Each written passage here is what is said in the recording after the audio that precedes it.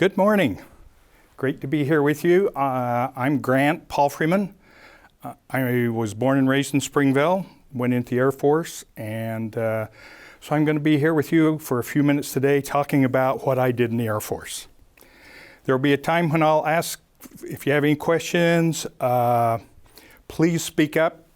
I've got hearing aids, both ears, so if I ask you to say it again, it's just because I've been around too many jet engines and I've lost my hearing, okay? Great to have you here. This is a great honor for all of us that have been in the military to come here and talk to you a little bit about what we did in the military and how special it is to serve your country. And it was an honor for me to serve in the Air Force. I enjoyed that. It was a great honor. My wife and I still live in Springville. We had 3 children. First one was born in Libya, North Africa. The other 2 were born in Louisiana when we were stationed there. This is my wife back here. Some people say, is she your co-pilot? I always tell them, no, she was not my co-pilot. She was my commander. And that's what you learn early, okay? I also want to emphasize the importance of you being here in school now. Education is huge. Any training that you get is huge.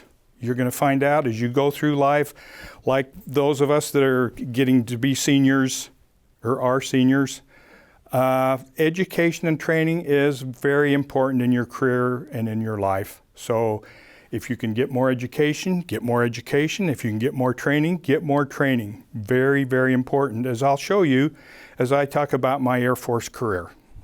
So graduated in Springville High School, went to Utah State, graduated in Utah State. Back then we had the draft system. When I graduated in Utah State, they said, hey, Grant Palfreyman, you're going to get drafted. So I went through a series of tests and evaluations and went into the Air Force. Went to pilot training. Pilot training was 1 year, 52 weeks, solid training. We did academics, we did physical training, and we did flying. We started out in a little propeller airplane. We're in that for about a month. Then we went into a little 2-seat jet trainer. We did that for a little over 4 months. And then the last 6+ months, we were in this airplane right here called the T-38. It was a trainer. You can see has 2 cockpits. So you started out with an instructor pilot flying with you. You weren't alone. So you'd go up, learn how to fly, learn how to do different things, acrobatics, fly formation. Flying formation was very important in fighter kind of aircraft because you always flew with other airplanes. Normal cruising speed in these airplanes was about 300 miles an hour, maybe a little over 300 miles an hour. So when we were learning formation flying, we were learning how to fly with another airplane. How close do you think you wanted to be? How close do you think you wanted to be? What was the distance between wingtips? Yeah. 10 yards. 10 yards? Got to be a little closer than that. 5 yards. 5 yards? Got to be in closer. 5 feet. 5 feet? That's close. 3 feet. 3 feet. That's pretty close. 300 miles an hour, staying close here. So the lead airplane did navigation and radios. The wingmen just sat here and stayed in formation. Yeah. Were you scared that you were going to hit the other plane? Was I scared? A fighter pilot would say, nah, I would, yeah, it was, when you first start doing it, yeah, I mean, you'd just been flying, doing your own thing. Now you're right here 3 feet apart. Yeah, I mean, it gets your attention. So you really had to pay attention. I mean, at first you were out kind of doing like this, but then you got comfortable and you could stay in position. So it's just something that you learn. So this is a picture of me about 100 years ago when I was younger and in pilot training. This is the last airplane we flew. A great airplane. Could go supersonic. The Air Force demonstration team flew it for a few years, the Thunderbirds, and so it was a great airplane. A lot of fun to fly. After pilot training, we went to Louisiana. I was in a squadron there that we trained pilots that were leaving the United States to go to Vietnam. So we were training them to go to Vietnam. they came down with a requirement that they needed 3 extra pilots in addition to the ones we were training.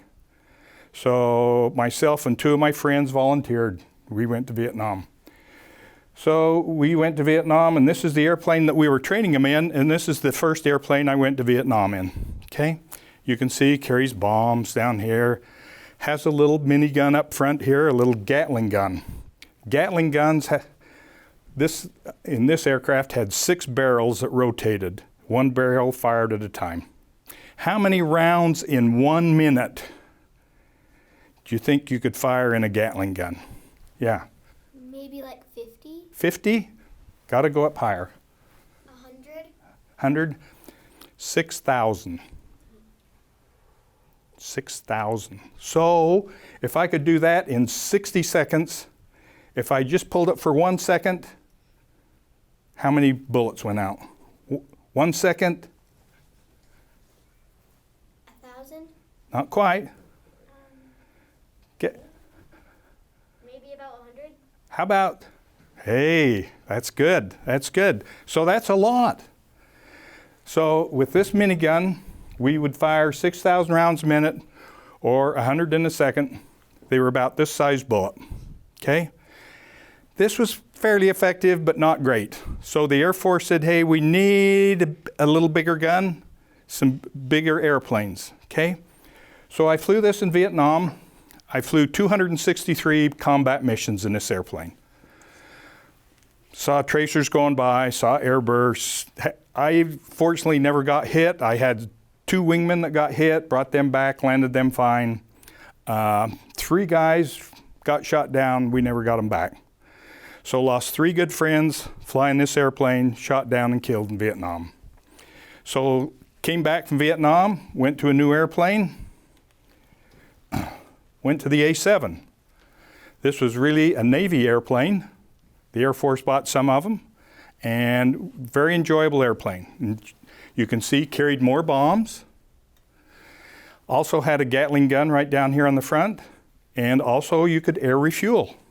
So if you were getting low on gas, there was a tanker up there that was like a service station. Pull up behind, had a boom come down, plug in there, give you more fuel, you could fly longer.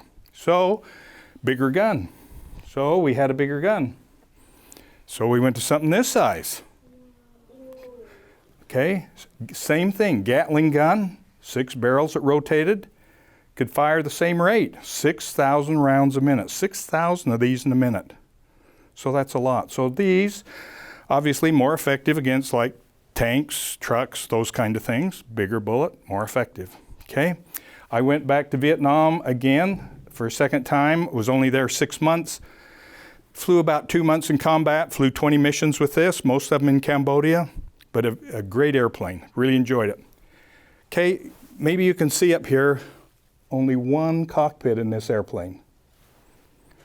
2 in this one, 2 in this one, 1 in this one. So when you flew this, no instructor. When you went and flew this, you were on your own. So you had to know what you were doing. You did a lot of simulator training. When you went up in this, you were all alone. Very enjoyable airplane to fly. I enjoyed flying the A7. In Vietnam, we decided, hey, we still need a bigger gun. We need one that's got more firepower. We need one that's bigger than this. I mean, this is big. I mean, when you think this is what most of us hunt deer and elk with around here, this is a rifle shell. This is big. But no, we decided we needed a bigger gun. So we came back and they decided they needed a bigger airplane and a bigger gun, the A-10.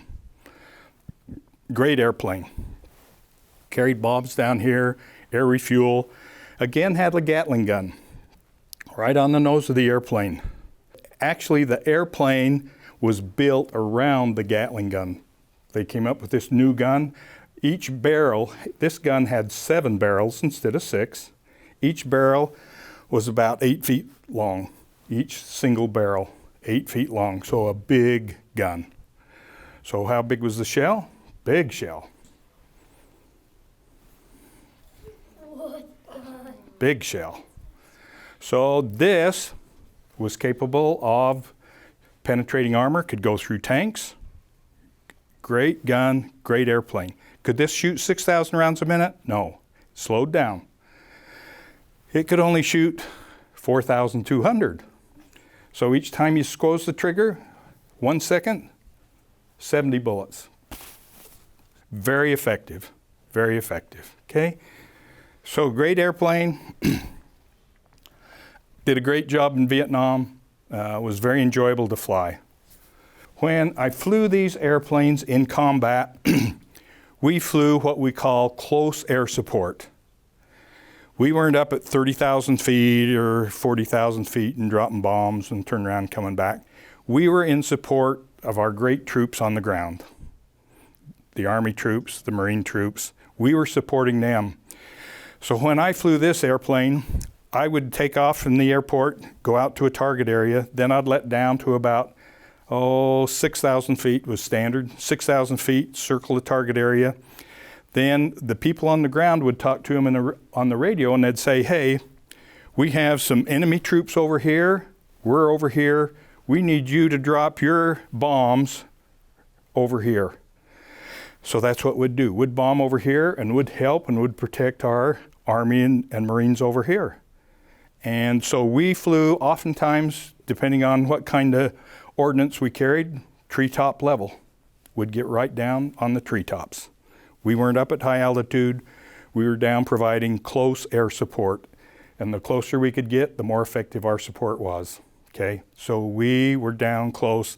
And it was gratifying to be able to go out and help our people on the ground. It was very gratifying. Let's talk a little bit about education and training. High school, college, Air Force training, trained in an aircraft, could have come back and flown with the airlines. Okay, the training that you get is important. You can't just be staying home, playing video games, doing whatever. You know, you have to decide what goals you have and pursue those goals and be successful in life. So always looking for education training. I mean, do you have to go to college and get a master's and a PhD? That's great. Do you need that for some professions? No.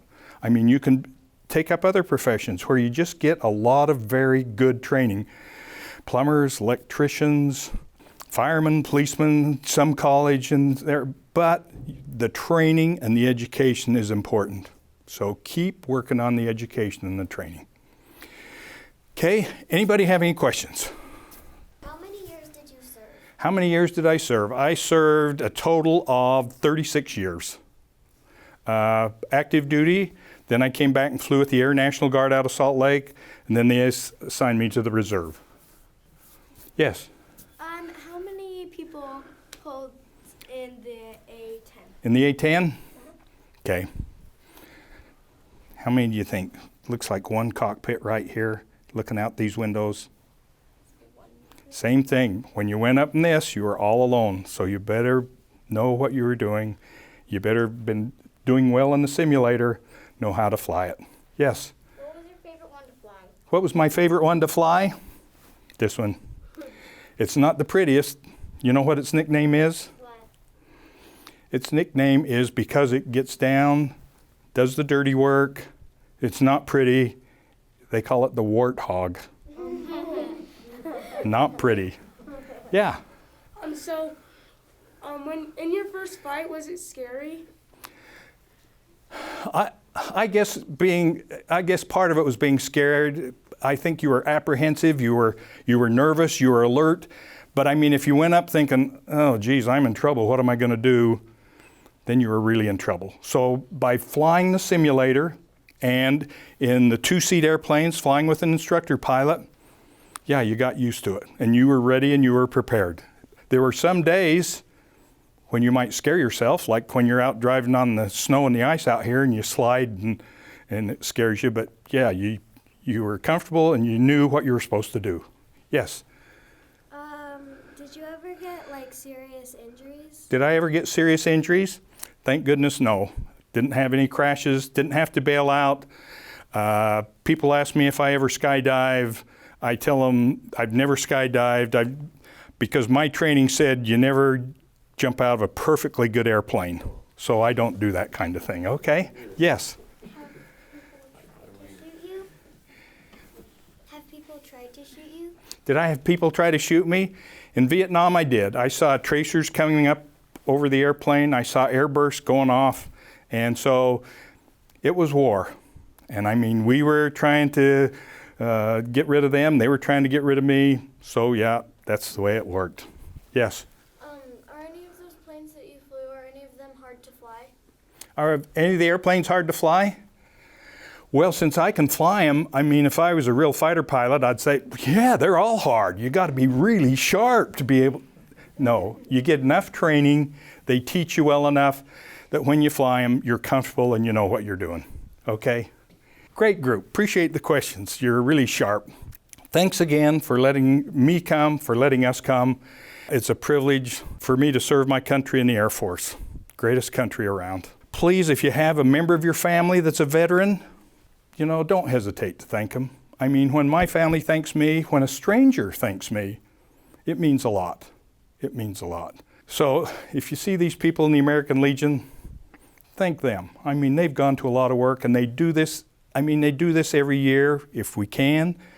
And they do the great things at the cemetery, the decorations, the service for those that are being buried. So they do a great job and it's all volunteer. And it means a lot to them to have you come up and say, hey, thanks, appreciate it, and thanks for serving. Okay, great, thanks, great to have you here.